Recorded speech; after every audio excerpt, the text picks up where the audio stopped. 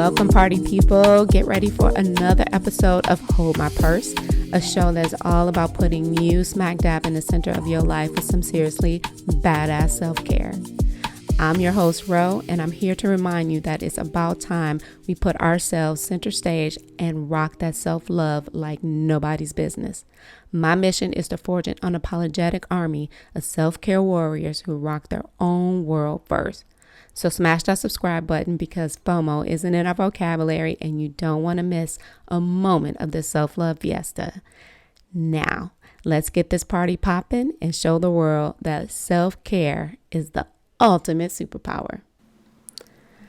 All right, my fabulous friends, what's up? Let's get this party started.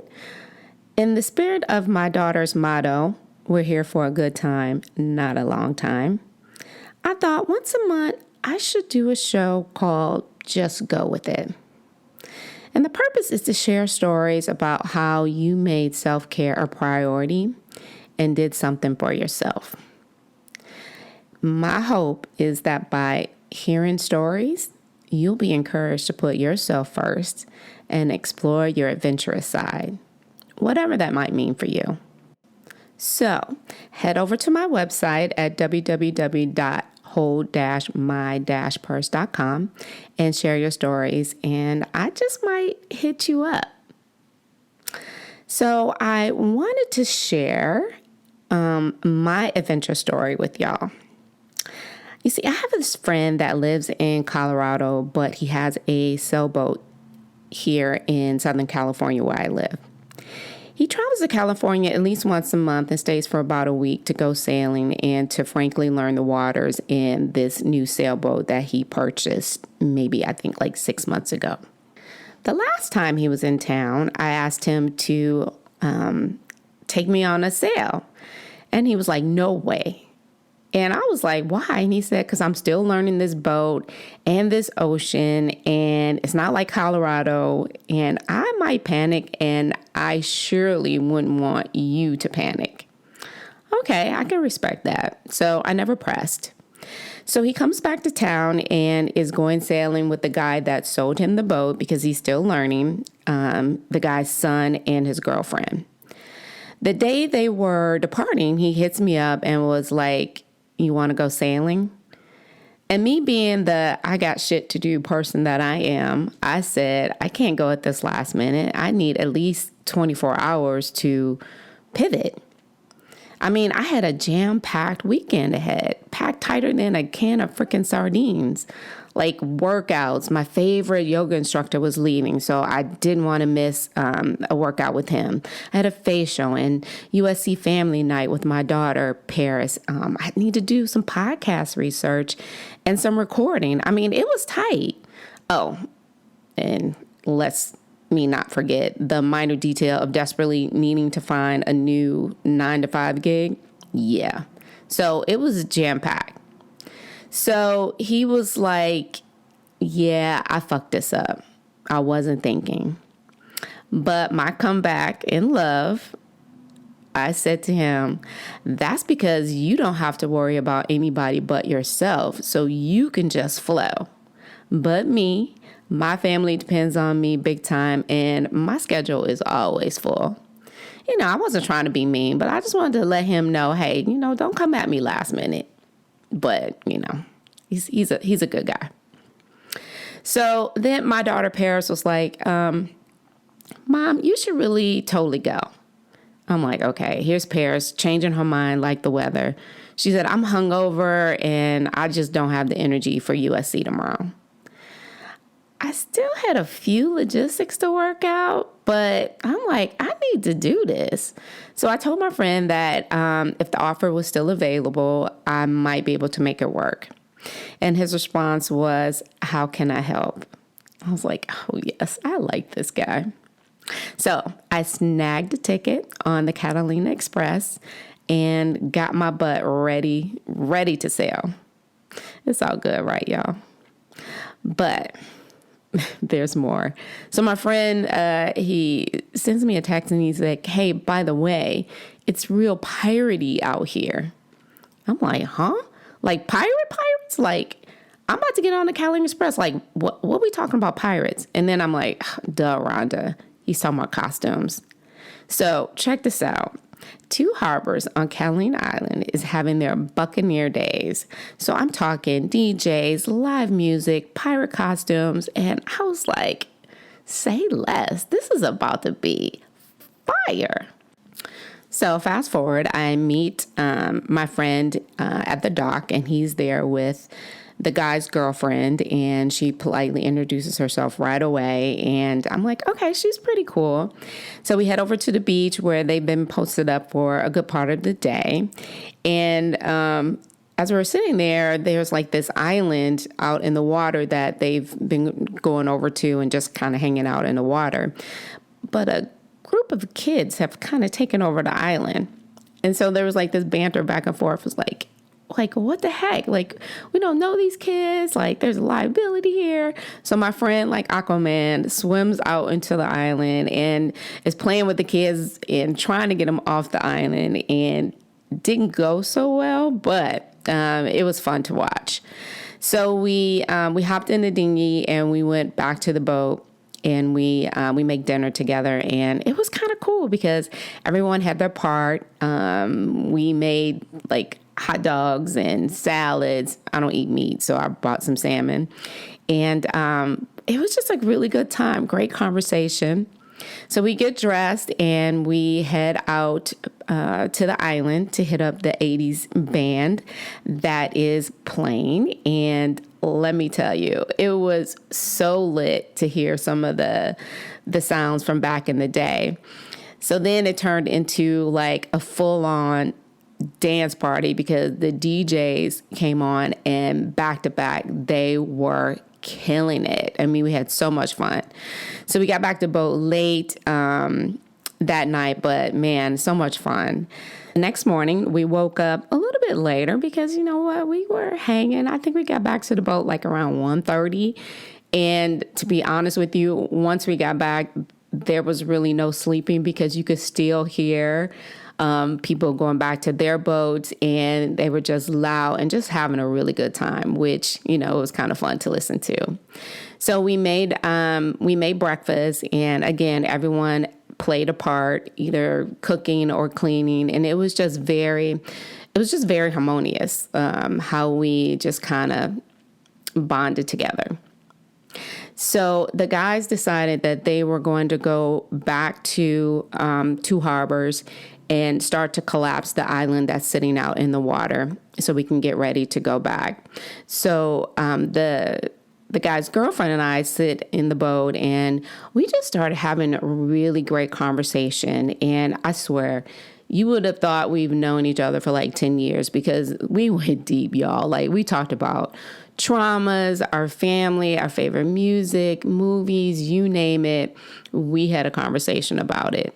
So my friend asked me when they came back, it was like, hey, you want to go for a dinghy ride around the cove? And I thought, that would be a lot of fun. So we hopped into the dinghy and we went for a ride around the coves, and I saw some of the most beautiful fish, and there were some really amazing boats out in the water that I was just like, wow. And he's such a boat enthusiast. So he was saying, you know, that's this kind of boat and that kind of boat. And I'm like, okay, yeah, this is dope. And you know what? It's nice to see someone that just really has something that they're really into. I love to see that passion in people. So we headed back to the boat so that we could get ready to pack up because we have to make sure everything is secure on the boat as we sail back because, you know, the ocean can be a little rough. And we're packing and we're getting ready to go, and plot twist, y'all. So some random woman and her cousin pull alongside the boat, and after several compliments, asked if she could take some pictures for her music video. So my friend was like, okay. So he breaks out with his drone, and I'm telling you, it turned into a full-on production. And she brought cookies, so that helped. So after we finished filming, we sailed back to San Pedro, and guess what, y'all? I got my hands on the steering wheel, and let me tell you, it ain't easy to steer a boat in 12-mile-an-hour winds. but it was so much fun. But you know what was probably the best part, or equally as wonderful as this adventure? I did not think about this dreaded job hunt at all. I felt so free. No email checking. I wasn't on social. I was just very relaxed. But someone slid into my LinkedIn and mail and offered to be my night and job hunt shining armor. Woohoo! Taking that break surely helped. But here's the real kicker. The truth that I knew but always ignored. Life is too short for Netflix marathons alone on the couch. We gotta chase adventures like our lives depend on it. And you know what? I'd be totally kicking myself in the ass if I had missed this one. Lesson learned. Always, always trust that gut feeling. I mean, I really did want to sail, but I almost talked myself out of it, thinking about all the things that I needed to do, but honestly, could wait. A last-minute adventure led me to make not one, but two awesome new fabulous friends. I got a chance to bond with my friend a little bit more, and I had a slice of peace from this job hunt, and that feeling, honestly, has been on repeat ever since. So the moral of the story, y'all, go with your intuition, take that leap of faith, and who knows, you might just stumble onto an adventure of a lifetime. And like Paris said, we're here for a good time, not a long time. And I have to admit, I am a work in progress on this self-care journey. And I bet you are too. So buckle up, because we're going to be on this self-care journey together, and we're going to unapologetically put ourselves first. Like I said, I want to hear about your stories and invite you on the show for conversations with real people. I might not have all the answers, but as a community, I believe that we can grow and navigate this shit together and get to a place of peace. A few years ago, I stumbled upon the teachings of the Stoics, who believed in living a virtuous life. I didn't get too deep, but after an energy-draining work experience, I really needed answers, and I turned to the Stoics to try to learn how to deal with life and improve my self-care. So I went deep down the rabbit hole, y'all, and I have been time traveling to gain wisdom from these ancient philosophers to uncover their secrets so I can master this modern madness. The Stoics were like the OG life coaches, preaching the art of virtue for a kick-butt flourishing life. They were all about practicing virtues in your daily grind, like being fearless, courageous, temperance, and let's not forget, like, vibing with nature. That was a thing for them, and they were like the OG tree huggers for real. But that's not all, y'all. Stoicism is about becoming a superhero of self-control and emotional resilience. It's like having a mental gym for your brain, training you to conquer those destructive emotions. A few years back, I started following the Daily Stoics. You should check them out. They're on Instagram. And they recently shared 3 one-liners from the Stoics that honestly helped me when anxiety takes over my mind. And I wanted to share it because I hope that you find it helpful as well. Epictetus says, it's not things that upset us, it's our judgment about things. It's what we think about them that's upsetting, not the things themselves. And Marcus Aurelius said, you have the power over your mind, not outside events. Seneca says, he who suffers before is necessary suffers more than necessary. He says we suffer more in imagination than in reality. So basically what he's saying is we anticipate what could happen, what might happen, and we essentially torture ourselves about it in advance. Then there's Marcus Aurelius, who said in Meditations, "Today I escaped my anxiety." And then he says, "No, wait, I actually discarded it because it was within me, in my own perceptions, not outside." Things don't make us anxious. We make ourselves anxious. We have all the control, y'all. In the end, our best and truest power is over ourselves, and the exercise of that power can bring us peace. So friends, get in alignment with your inner self. Stoicism isn't just about toga wearing dudes. It's a timeless guide to being a boss at this crazy thing called life. So go ahead and embrace your inner philosopher warrior. All right, so I spilled the tea of my fun-filled sailing tale, and I hope it hits you in the adventurous bone. So the next time someone offers you a ticket to the unknown and you're contemplating saying no to life, let me drop some wisdom on you. Don't frickin' do it. Go. Enjoy your life. The other shit can be done later. And for anxiety, the Stoic says we have the power to discard it. Life's a wild roller coaster ride, my friends. Get in sync with the universe. Let it do its cosmic thing. And enjoy the ride in peace. Trust me, the universe has one heck of a playlist. You see, in the grand scheme of things, our time here is shorter than a cat video on TikTok. So, welcome adventures. Say yes to the unknown. And let life's wild ride take you on a journey you'll remember forever. Buckle up, y'all. Because you know what? It's going to be a blast. All right, it's that time in the show where Aria shares her thoughts and stories. I don't know what she's going to talk about today, but here you go. This is Aria. Hello, everybody. It's time to rock and roll.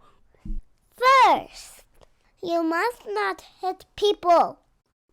Let's just rock and roll and have fun. No pushing, fighting, tattletales. And everybody has to be nice to each other when they're neighbors. Like me and Peyton. And me and Alina. And me and Julie. Because we're both just living next to each other. And that's all I gotta say. Bye-bye, rock and roll people. Rock and roll? This girl, oh man, she is too much. But hey, she dropped a few nuggets of wisdom on y'all. The mind of a 5-year-old. That's it for today's show on making space for something new and just going with it. As always, let self-care be your ride or die companion on this wild journey we call life. Slay those challenges, conquer those obstacles, and always keep your self-care purse within arm's reach. Until next time, my fabulous friends, remember to put yourself first and to hold my purse. Peace.